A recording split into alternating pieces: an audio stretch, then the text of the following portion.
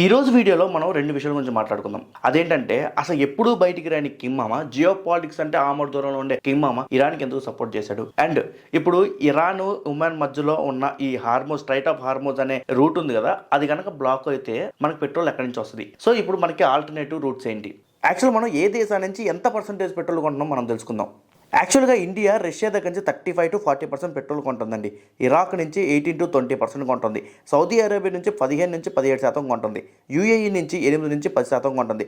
USA plus Africa నుంచి 10 నుంచి 12% కొంటుంది. రష్యాకి మనకి మంచి సంబంధాలు ఉన్నాయి కాబట్టి ఎక్కువ కొంటుంది అనమాట. రష్యా నుంచి తక్కువ రేటు కూడా ఇస్తుంది రష్యా.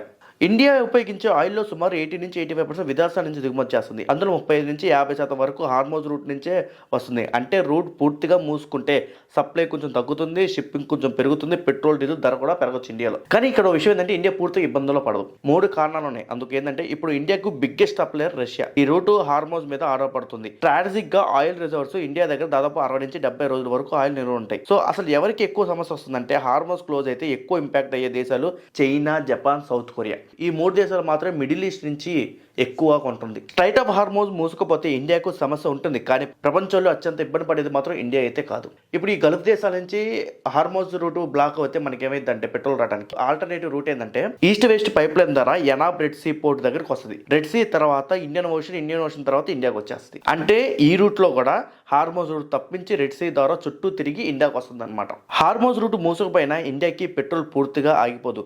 ఎందుకంటే ఇండియా ఇప్పుడు రష్యా నుంచి దాదాపు 40% ఆయిల్ కొనుగోలు చేస్తుంది. యాక్చువల్గా దీని గురించి వివరించాలంటే చాలా పెద్ద వీడియో చేయాలి, నేను చేస్తాను త్వరలో. ఇప్పుడు అసలు ఇరాన్కి ఎందుకు కిమ్ మామ సపోర్ట్ చేస్తున్నాడంటే రష్యా నుంచి, చైనా నుంచి ఎక్కువగా కిమ్ మామ ఆయిల్ కొంటున్నాడు.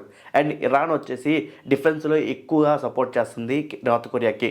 సో వీళ్ళిద్దరికి ఎప్పటి నుంచో అనుబంధం ఉంది, డిఫెన్స్లో పగొచ్చుకోవడం, ఒకళ్ళు సగాలు. సో అందుకని చెప్పేసి కిమ్ మామ సపోర్ట్ చేస్తున్నాడు. ఎందుకంటే చైనా, రష్యా అమెరికాకి శత్రువులు. నార్త్ కొరియాకి క్రూడ్ ఆయిల్లో హెల్ప్ చేస్తుంది ఎవరు? పెట్రోల్, డీజిల్లో చైనా అండ్ రష్యా.